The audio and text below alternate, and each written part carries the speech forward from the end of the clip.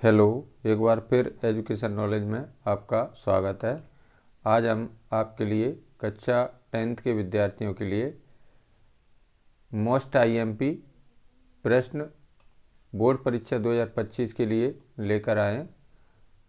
आप देखेंगे सामाजिक विज्ञान विषय है आपका और कक्षा 10th। ये भाग 6वां भाग है। इससे पूर्व में मैं 5 भाग डाल चुका हूँ यूट्यूब चैनल पर। तो इसमें देखिए मोस्ट आईएमपी प्रश्न है ये सभी, ठीक है, आपकी परीक्षा की दृष्टि से अत्यंत महत्वपूर्ण है। तो इसमें पहला प्रश्न है आपका, छपाई भारत में कौन लेकर आए, है ना। यानी जो प्रिंटिंग प्रेस थी उसकी छपाई भारत में कौन लेकर आए। तो इसका आंसर देखिए, प्रिंटिंग प्रेस पहले 16वीं सदी में, है ना। किस सदी में? 16वीं सदी में भारत के गोवा में पुर्तगाली धर्म प्रचारक लेकर आए, है ना। तो इसमें देखिए प्रिंटिंग प्रेस का सबसे पहले भारत में 16वीं शताब्दी में भारत के गोवा एक छोटा सा राज्य है हमारा देश का। गोवा में पुर्तगाली धर्म प्रचारक लेकर आए थे, है ना।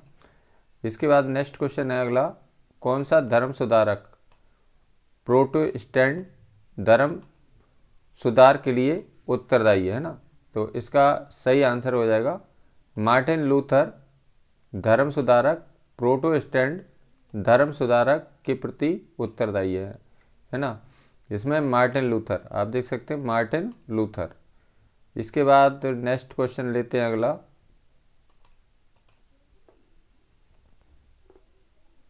अगला प्रश्न है आपका, गुटेनबर्ग की पहली छपी, इसमें छापी नहीं है, छपी है ना, हाँ छापी गई पुस्तक कौन सी थी, है ना। तो गुटेनबर्ग में सबसे पहले कौन सी पुस्तक छापी थी। तो इसमें देखिए सबसे उत्तर देखिए 1498 में योहान गुटेनबर्ग जो जर्मनी के निवासी थे की पहली छापी किताब कौन सी थी? बाइबल थी। तो सबसे पहले गुटेनबर्ग ने कौन सी किताब छापी थी? बाइबल छापी थी, है ना। और गुटेनबर्ग की पहली किताब कौन सी थी? इसका नाम भी बाइबल था। और गुटेनबर्ग कहाँ के? योहान गुटेनबर्ग नाम था इनका। कहाँ के थे? जर्मनी के निवासी थे। अगला क्वेश्चन है, विदेशी निवेश किसे कहते हैं? बहुत आईएमपी क्वेश्चन है ना। तो इसमें देखिए उत्तर इसका, बहुराष्ट्रीय कंपनियों द्वारा किए गए निवेश को विदेशी निवेश कहते हैं। विदेशी निवेश क्या होता है? बहुराष्ट्रीय कंपनियां बहुत सारे देशों में व्यवसाय करती हैं, तो बहुत सारे राष्ट्रों में व्यवसाय करती हैं, तो अपने लिए क्या क्या आप देखेंगे, जैसे भूमि खरीदना, है ना, भवन किराए से लेना या मकान खरीदना, मशीन एवं उपकरणों की खरीद में व्यय की गई राशि, व्यय की गई मुद्रा को निवेश कहा जाता है, यानी पैसा लगाना। यानी भूमि खरीदना, भवन किराए से लेना या खरीदना, या मशीन या उपकरण खरीदना, तो इसमें जो व्यय की गई मुद्रा होती है उसको क्या कहते हैं? निवेश कहते हैं। तो इसका आंसर क्या हो जाएगा? बहुराष्ट्रीय कंपनियों द्वारा किए गए निवेश को विदेशी निवेश कहते हैं। यानी बहुत सारे राष्ट्रों में जी क्या करती हैं? व्यापार करती हैं, है ना। इसमें कभी कभी क्वेश्चन आता है बहुराष्ट्रीय कंपनियां किसे कहते हैं, है ना। तो बहुराष्ट्रीय कंपनियां वे होती हैं जो बहुत सारे देशों में व्यवसाय करती हैं, है ना। इसके बाद अगला प्रश्न है आपका, देखिए आगे वाला प्रश्न है आपका, दो बहुराष्ट्रीय कंपनियों के नाम लिखिए, है ना। तो कौन कौन सी भारत की दो बहुराष्ट्रीय कंपनियों के नाम निम्न है। भारत में कौन कौन सी बहुराष्ट्रीय कंपनियां हैं जो अन्य देशों में भी व्यवसाय कर रही हैं ना। जैसे टाटा मोटर्स, है ना, पहला इस पर टाटा मोटर्स, ये क्या बनाती है? मोटर गाड़ियाँ बनाती है। दूसरा है इन्फोसिस, जे IT, ठीक है। और रैनबैक्सी, ये क्या बनाती है? दवाइयाँ बनाती है, ठीक है। और एशियन पेंट, तो ये क्या करते हैं? पेंट बनाते हैं। तो पेंट तो आप जानते ही हैं, हम पुताई के लिए किवाड़ों पर जब पेंट करते हैं तो उसको पेंट कहते हैं, ठीक है।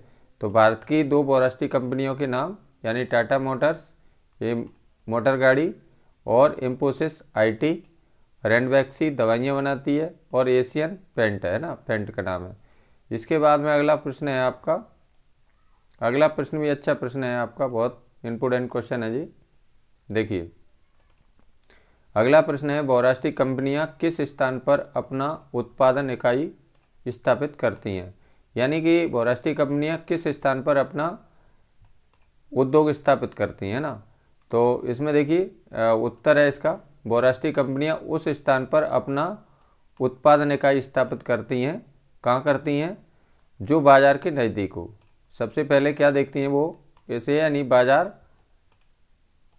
के नज़दीक हो, जहाँ कम लागत पर कुशल और अकुशल श्रम उपलब्ध हो। यानी जहाँ पर मजदूर आसानी से कम लागत पर, है ना, यानी कम पैसे पर यहाँ पर मजदूर या श्रम उपलब्ध हो, है ना, और जहाँ उत्पादन के अन्य कारकों की उपलब्धता सुनिश्चित हो।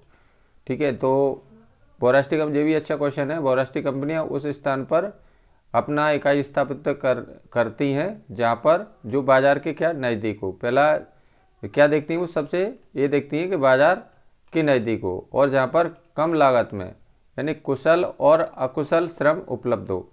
ठीक है, और जहाँ उत्पादन के अन्य कारक की उपलब्धता सुनिश्चित हो, है ना। तो यहाँ पर क्या करती हैं वो, अपना उत्पादन इकाई स्थापित करती हैं। इसके बाद नेक्स्ट क्वेश्चन है अगला,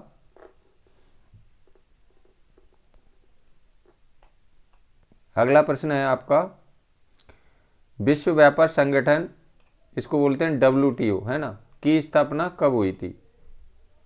विश्व व्यापार संगठन WTO, है ना, की स्थापना कब हुई थी? तो आप देख सकते हैं विश्व व्यापार संगठन की स्थापना कब हुई थी? 1995 में हुई थी। ठीक है, कब हुई थी? 1995 में। इसको बोलते हैं वर्ल्ड ट्रेड ऑर्गेनाइजेशन, है। तो विश्व व्यापार संगठन, या इसकी स्थापना 1995 में हुई थी। इसके बाद नेक्स्ट क्वेश्चन है, विश्व के लगभग कितने देश विश्व व्यापार संगठन के सदस्य हैं? बहुत IMP प्रश्न है ना।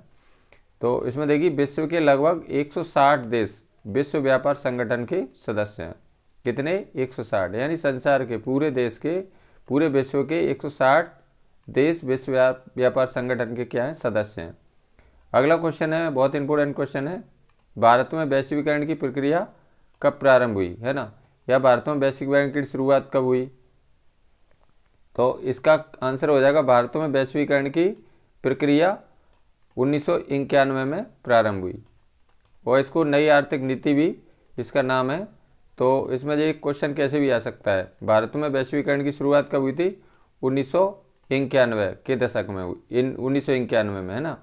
किसमें हुई? 1991 में। और विश्व की बात करें, दशक की बात करें, तो ग्लोबलाइजेशन, है ना, विश्व में ग्लोबलाइजेशन कब हुआ था? 1990 के दशक में हुआ था। लेकिन ये केवल भारत की बात हो रही है ना। भारत में वैश्वीकरण की प्रक्रिया कब प्रारंभ हुई? तो 1991 में, है ना। इसके बाद अगला क्वेश्चन है आपका, अगला प्रश्न है, आयात किसे कहते हैं? आयात क्या होता है? जब हम किसी दूसरे देश से वस्तुओं को अपने देश में मंगाते हैं तो उसे आयात कहते हैं। तो यही लिखा है, देखिए, जब किसी अन्य देश से वस्तुओं को अपने देश में मंगाया जाता है ना, तो उसे क्या कहते हैं? आयात कहते हैं। यानी किसी अन्य देश से दूसरे देश से जब वस्तुओं को अपने देश में मंगाया जाता है तो उसे क्या कहते हैं? आयात कहा जाता है ना। अगला क्वेश्चन है, निर्यात किसे कहते हैं? तो निर्यात क्या होता है? जब, उत्तर देखिए इसमें, जब अपने देश से वस्तुओं को किसी अन्य देश में भेजा जाता है तो उसे क्या कहते हैं? निर्यात कहते हैं। ठीक है, ये बहुत इंपॉर्टेंट क्वेश्चन है। दोनों, आयात और निर्यात। आयात क्या होता है? जब किसी अन्य देश से वस्तुओं को अपने देश में मंगाया जाता है ना, तो उसे क्या कहते हैं? आयात कहते हैं। और निर्यात क्या होता है? जब अपने देश से वस्तुओं को किसी अन्य देश में भेजा जाता है तो उसे क्या कहते हैं? निर्यात कहते हैं। इसके बाद अगला क्वेश्चन है, अगला प्रश्न है आपका, वैश्वीकरण का छोटे उत्पादकों पर क्या प्रभाव पड़ा?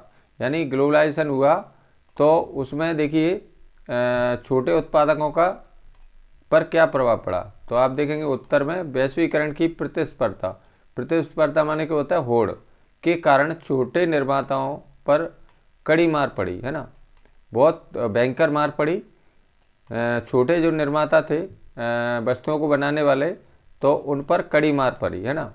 कई इकाइयां बंद हो गई, उनकी कईयों उद्योग धंधे यानी छोटी इकाई थी वो बंद हो गई, जिसके चलते अनेक श्रमिक क्या हो गए, बेरोजगार हो गए, उनका रोजगार छिन गया, यानी वैश्वीकरण के आने से। तो सबसे ज़्यादा कौन प्रभावित हुए, छोटे विनिर्माताओं, है ना, छोटे विनिर्माताओं पर कड़ी मार पड़ी, जो वैश्वीकरण की शुरुआत हुई उसके वजह से, है ना। और कई उसकी औद्योगिक इकाइयाँ उनके उत्पादन बंद हो गए और जिसके चलते वो कैसे हो गए, बेरोजगार हो गए। इसके बाद में अगला क्वेश्चन बहुत इंपॉर्टेंट क्वेश्चन है, कंटेनर क्या है, इसकी उपयोगिता बताइए। तो कंटेनर क्या होता है, देखिए कंटेनर में क्या वस्तुओं की पैकिंग की जाती है। तो इसमें समझिए इसको, हम आपने देखा होगा कई फ्रिज है, टीवी है, इनकी क्या है पैकिंग आती है ना। तो वो वस्तुएं किसमें, कंटेनर में रखी जाती हैं। देखिए कंटेनर वस्तुओं को रखने का पात्र या डिब्बा होता है, ठीक है। कंटेनर क्या होता है, वस्तुओं को रखने का पात्र होता है। वस्तुओं को कंटेनर में रखा जाता है ना, वस्तुओं को क्या में रखते हैं, कंटेनर में रखा जाता है, जिससे इन्हें जहाज़ों, रेलों और वायुयानों एवं ट्रकों पर बिना क्षति के लादा जा सके। क्यों रखा जाता है उनको वस्तुएं, जिससे वस्तुओं की टूट फूट नहीं हो, और इसके जहाज़ों में लादने उतारने में उनकी टूट फूट नहीं हो, रेलों में लादने उतारने में कोई वस्तु की टूट फूट नहीं हो, वायुयान एवं ट्रकों पर बिना क्षति के उनको लादा जा सके। कंटेनरों से ढुलाई लागत में भारी बचत हुई है ना, और माल को बाजारों तक पहुंचाने में वृद्धि हुई है, यानी इससे माल बिना क्षति के, बिना उसके बाजारों में आसानी से पहुंच जाता है। तो एक कंटेनर क्या होता है, वस्तुओं को रखने का एक क्या होता है, डिब्बा होता है, पात्र होता है, यानी वस्तुओं को कंटेनर में रखा जाता है। फिर उन्हें क्या करते थे, कंटेनर सहित उसको जहाज़ों, रेलों और वायुयानों में या ट्रक में लादा जाता है ना, बिना क्षति के, बिना टूट फूट के। कंटेनर से ढुलाई लागत में भारी बचत हुई है और माल को बाजारों तक पहुंचने की गति में क्या हुई है, वृद्धि हुई है। इसके बाद अगला क्वेश्चन है आपका, बहुत इंपॉर्टेंट क्वेश्चन है जी।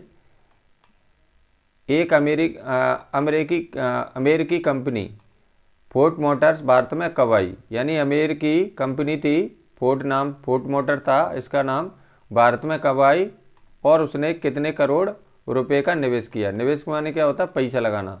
तो देखिए उत्तर, फोर्ड मोटर 1995 में भारत आई। कब आई जी, 1995। क्या नाम था इसका, फोर्ड मोटर 1995 भारत आई और चेन्नई के निकट, यानी चेन्नई के निकट इसने 1700 करोड़ रुपए का निवेश करके, यानी 1700 करोड़ रुपए लगाए ना, निवेश करके एक विशाल संयंत्र की स्थापना की, है ना। तो इसने 1700 करोड़ रुपए लगाए थे, लागत लगाई थी, और एक विशाल संयंत्र की स्थापना की। यह संयंत्र भारत में जीपों, आप देखेंगे जीप चलती हैं, जीपों एवं ट्रकों के प्रमुख निर्माता महिंद्रा एंड महिंद्रा के सहयोग से स्थापित किया गया, है ना। एक अमेरिकी कंपनी फोर्ड मोटर विश्व के लगभग कितने देशों में, 26 देशों में प्रसार के साथ विश्व की सबसे बड़ी मोटर गाड़ी निर्माता कंपनी है। तो आप देखेंगे फोर्ड मोटर कब आई थी भारत में, 1995 में आई थी, और भारत में 1995 में आने के बाद में कहाँ पर आई थी, चेन्नई के निकट, यानी चेन्नई के पास में 17 करोड़ रुपए का क्या किया, निवेश करके एक विशाल संयंत्र की स्थापना की। यह संयंत्र भारत में जीपों एवं ट्रकों के प्रमुख निर्माता महिंद्रा एंड महिंद्रा के सहयोग से स्थापित किया गया था। एक अमेरिकी कंपनी फोर्ड मोटर विश्व के लगभग, आप देख सकते हैं 26 देशों में प्रसार के साथ विश्व की सबसे बड़ी मोटर गाड़ी निर्माता कंपनी है। तो ये थी एक मुख्य वीडियो आपके लिए। यदि यह वीडियो आपको अच्छी लगी तो लाइक करें, अपने मित्रों के साथ इसको ज़रूर शेयर करें, और यदि आप मेरे चैनल पर पहली बार देख रहे हो, मेरे चैनल को पहली बार देख रहे हैं, तो प्लीज़ चैनल को सब्सक्राइब ज़रूर करें। और भी मेरी वीडियो बहुत सारी मेरे चैनल पर सामाजिक विज्ञान की उपलब्ध हैं, IMP प्रश्नों की, तो अन्य वीडियो को भी आप मेरे चैनल पर जाकर देख सकते हैं। बेस्ट ऑफ लक, आपका दिन शुभ हो। धन्यवाद।